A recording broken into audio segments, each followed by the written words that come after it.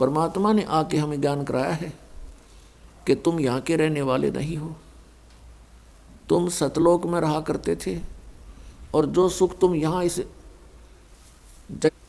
जैसे कोई कीट कीड़ा और नमक की बोरी में गिर जाता है और वहाँ वो उस नमक की बोरी में और टेस्ट ढूंढता है बुरा वाला, कभी नहीं मिल सकता, सपने में भी नहीं हो सकता। आज हम इस नमक की बोरी में पड़े हैं और हम बुरा का टेस्ट ढूंढ रहे हैं।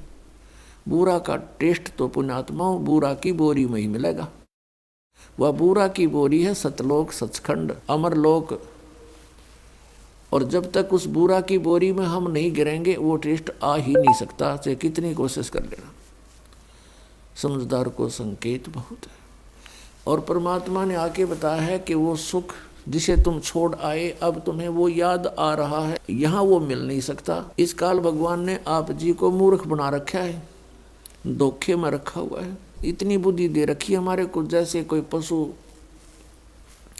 भैंस का बच्चा मर जाता है, व्यापारी लोग क्या करते हैं, उस भैंस के मरे हुए बच्चे के खाल उतरवा के उसके अंदर भूस भरवा के और एक दूम रख लेते हैं उसकी, बाकी चाम होता है, उसका सिर भी नहीं होता, और उसको उस भैंस के सामने रख देते। भैंस उसको अपना बच्चा मानकर उसको चाटती है, प्यार करती है, फिर दूध देना शुरू कर देती है। और व्यापारी उस भूस भरे हुए चाम को, खाल को लेकर चल पड़ता है। वो भैंस पीछे पीछे रया रया करती हुई भागती है अपना बच्चा समझकर। उसमें तो सारा भूस भरा है, खाल खाल लपेट रखी है। यही स्थिति हमारे साथ यहाँ कर रखी है। जिनको हम अपना बेटा बेटी पिता पुत्र समझते हैं, इस काल ने हार्ड चाम मांस ये सारा गंद भर के ऊपर ये चाम लपेट रखा है और इनको हम अपना मानते हैं।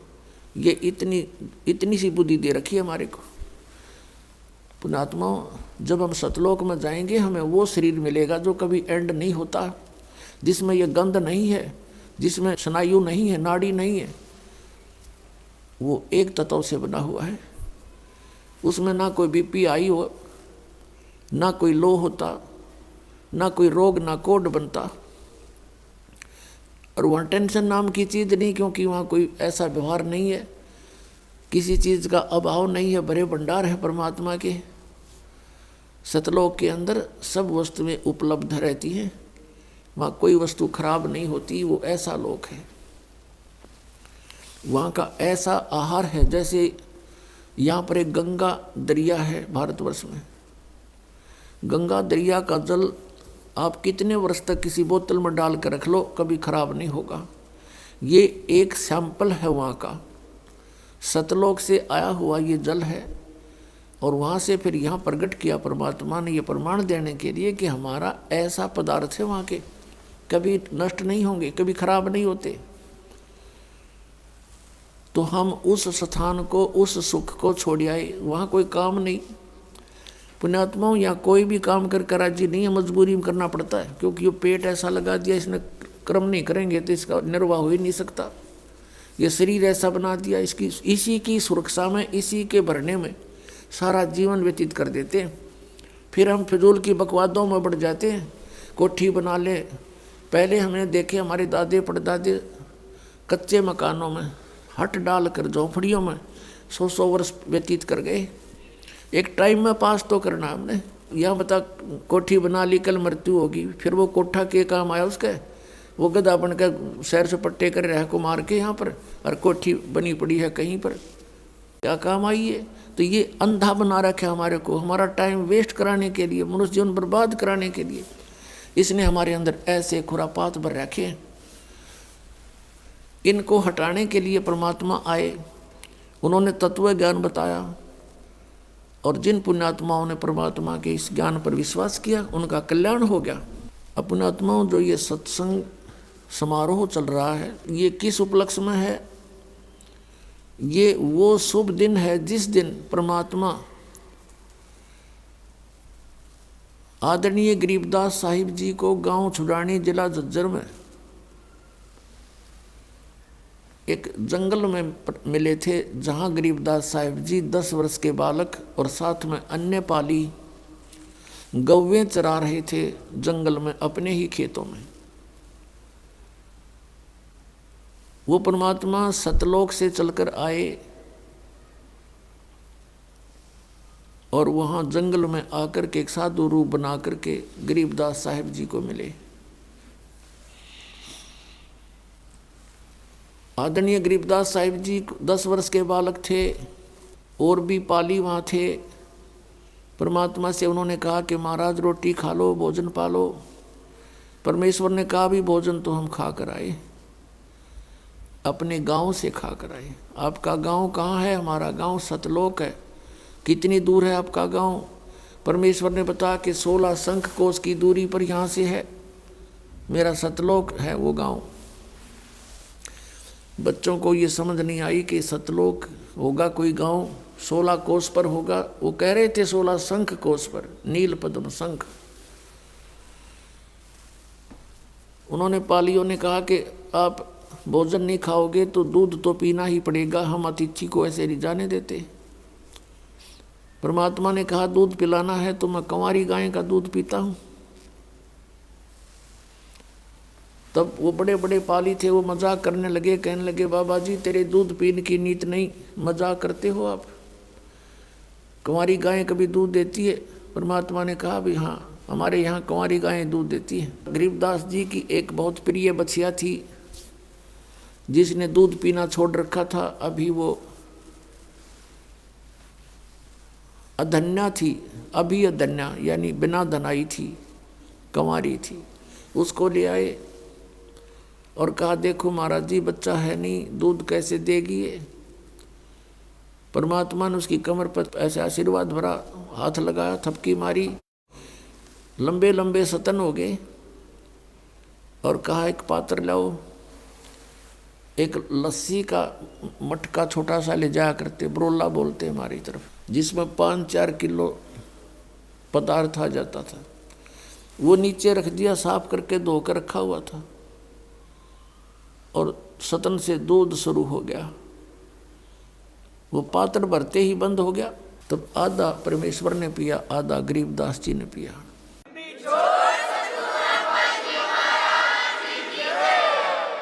तो पुण्यात्मा दूसरे पालियों से कहा ले भी तुम भी पी लो। वो मना कर गए कि हम नहीं पिएंगे पाप का दूध, जादू जंत्र का निकाला है तूने, और तेरी जात का पता नहीं, तूने झूठा कर दिया, तू कौन है, कहाँ से आया?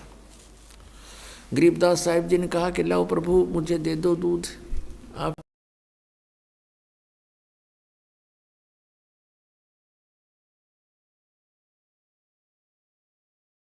का झूठा आपका अमृत हमें कब कब प्राप्त हो। पुण्यात्माओं ये पिछले संस्कारों से ऐसा स्वभाव बचपन से ही हो जाता है बालक का। फिर गरीबदास जी को ज्ञान सुनाया परमात्मा ने। फिर गरीबदास जी ने कहा प्रभु मुझे अपना वो लोक दिखा दो जहाँ पर प्राणी कभी जन्मते मरते नहीं, वहाँ वृद्ध अवस्था नहीं है, सर्व सुख ही सुख है। तब सतलोक में लेकर गए परमात्मा गरीबदास जी को। शरीर वहीं रह गया, उसको मृत जान करके चिता पर रख दिया गांव वालों ने। कुल के लोगों ने जलाना चाहा, संस्कार करना चाहा। तब तक परमात्मा ने सब ब्रह्मांडों का उसको भ्रमण करा के अपनी सतीथि से परिचित करा के वापस छोड़ दिया, और 10 वर्ष के बालक जीवित हो गए।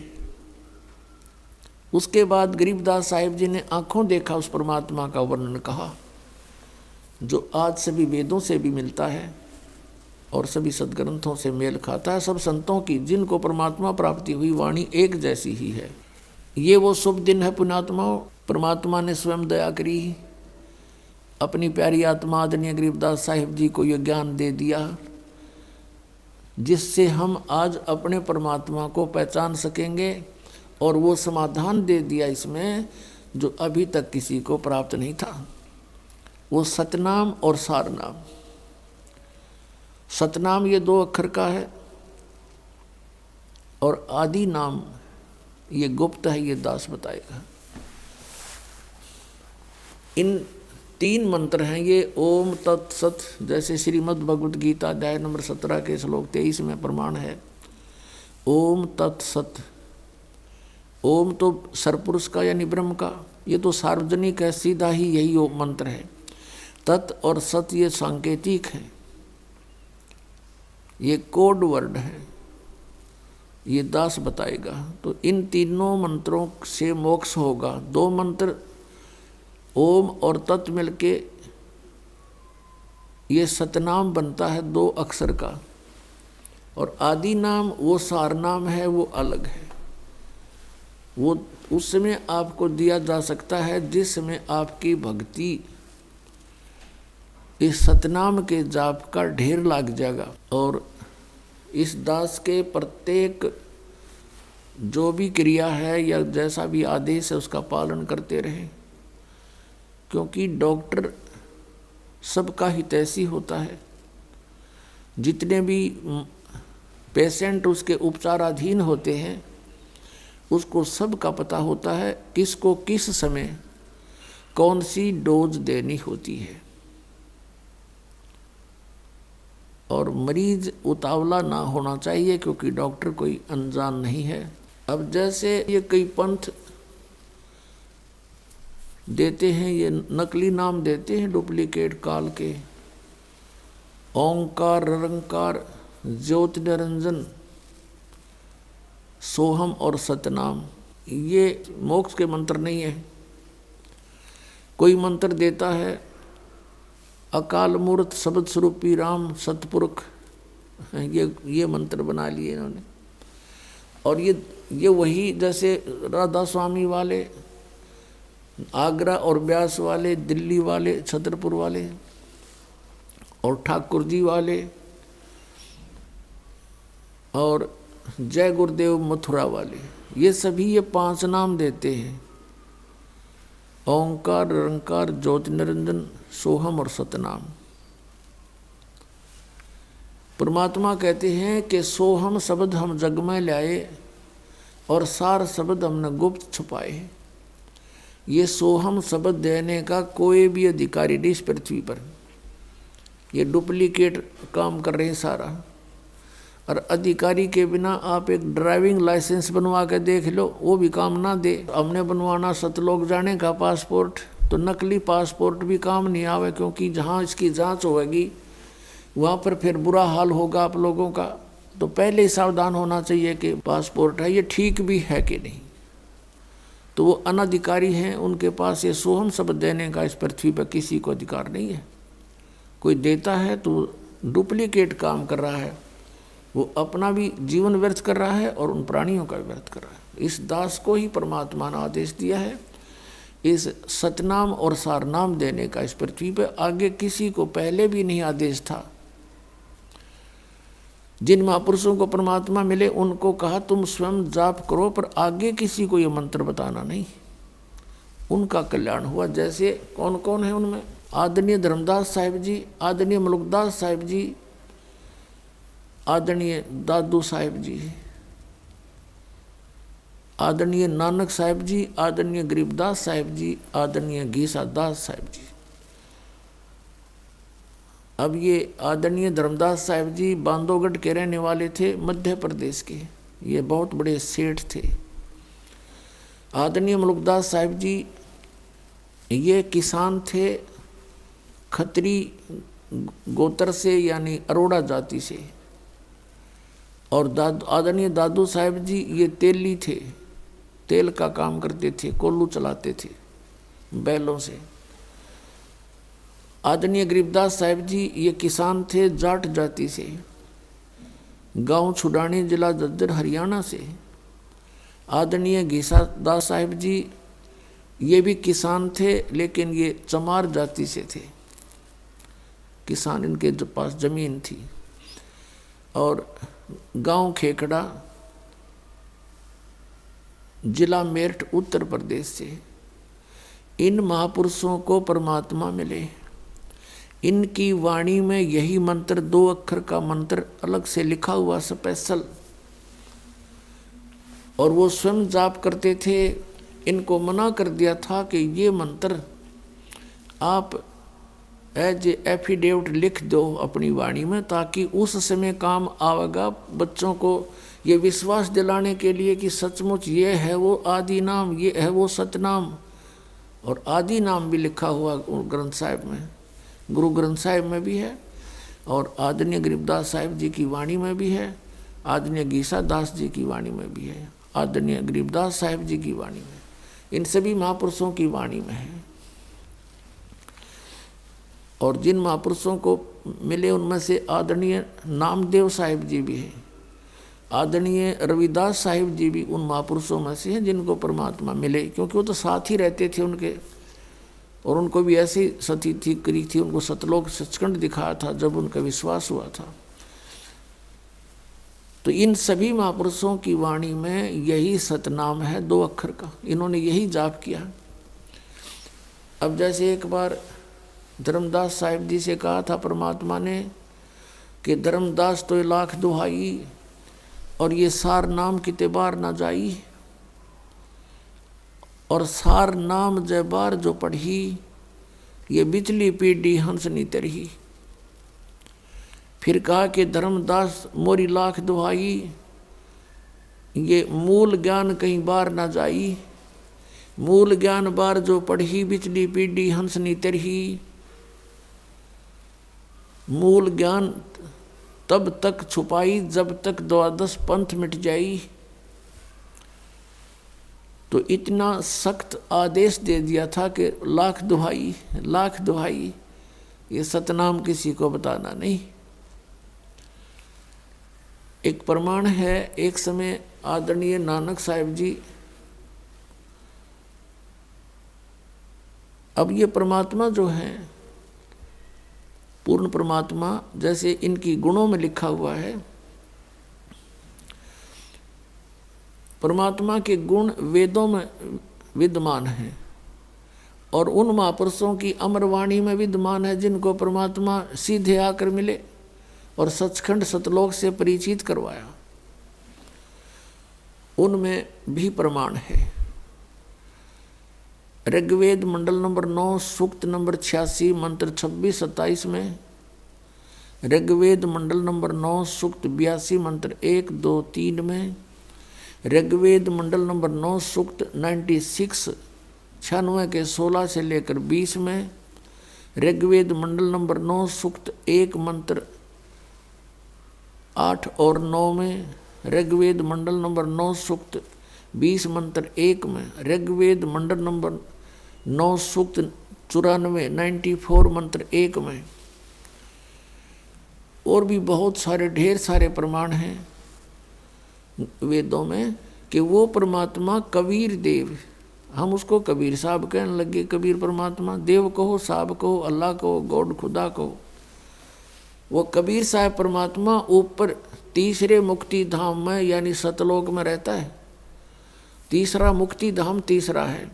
जैसे एक लोक तो काल का 21 ब्रह्मांड का क्षेत्र ब्रह्म का, और दूसरा अक्षर पुरुष का यानी परब्रह्म का 7 संग ब्रह्मांड का क्षेत्र, ये दूसरा लोक, और तीसरा लोक सतलोक है जहाँ बैठकर परमात्मा सबकी रचना की और सबको संभाल रहा है, सबका कंट्रोल कर रहा है, वो सतलोक है। वहाँ कबीर साहब रहते हैं, सतपुरुष रहते हैं। तो वहाँ से वो गति करके आते हैं, चल कर आते हैं, अपनी प्यारी आत्माओं को मिलते हैं, उनको ज्ञान से परिचित कराते हैं, और वो परमात्मा कवि की तरह यहाँ घूमते हैं, कवि की तरह आचरण करते हैं, इधर उधर विचरण करते हैं, और वो होते हैं कबीर देव, वो होते हैं परमात्मा, और वो एक सुप्रसिद्ध कवियों की भी उपाधि प्राप्त करते हैं, लेकिन वो अमर पुरुष कबीर देव होते हैं। अपनात्माओं, इसी गुण के आधार से परमात्मा किन किन महापुरुषों को मिले। जैसे ये समागम उसी उपलक्ष्य में हो रहा है। यदि वो परमात्मा नहीं आते पुण्यात्माओं, हमें कभी भी रास्ता नहीं मिलता। आज तक ब्रह्मा विष्णु महेश को भी यथार्थ ज्ञान नहीं है, ये सत्कर मान लेना। दास अभिमान नहीं करता, लेकिन सत्य ज्ञान बता रहा है, सच्चाई बता रहा है, क्योंकि ये काल नहीं किसी को सत्य रास्ता देता। ये तो समर्थ आते हैं, इसकी छाती पर पीसना पीसते हैं और इसको एक तरफ बैठा करके तब अपने बच्चों को तत्व ज्ञान समझाते हैं। इसका दाव लगते ही ये फिर नाम खंड करवा देता है, और नाम खंड होने से भगवान से हम दूर हो जाते हैं और काल के ही जाल में रह जाती है। तो सबसे पहले आप जी ने इस मार्ग पर सफल होने के लिए इस दास के वचन अर्थात जो मर्यादा है उनको लक्ष्मण रेखा समझनी पड़ेगी। जैसे एक बार श्री रामचंद्र जी वनवास में थे, साथ में सीता जी और लक्ष्मण भाई भी था उसका, और एक छल किया था रावण ने सीता का अपहरण करने के लिए। तो रावण का मामा मारीची एक हिरण बनकर स्वर्ण का, सोने का, और सीता जी ने वहाँ कोई बगीची लगा रखी थी, उसको तोड़न लग गया। सीता ने उसको देखा और कहा, उस पर आसक्त होगी, अपने पति से कहा कि इस हिरण को मेरे लिए लाओ, मुर्दा लाओ चाहे जिंदा लाओ, मुझे चाहिए। श्री राम उनके पीछे चल पड़ा, वो आगे भाग लिया सपेटते, पीछे से आकाशवाणी कर दी, हाय भाई मर गया।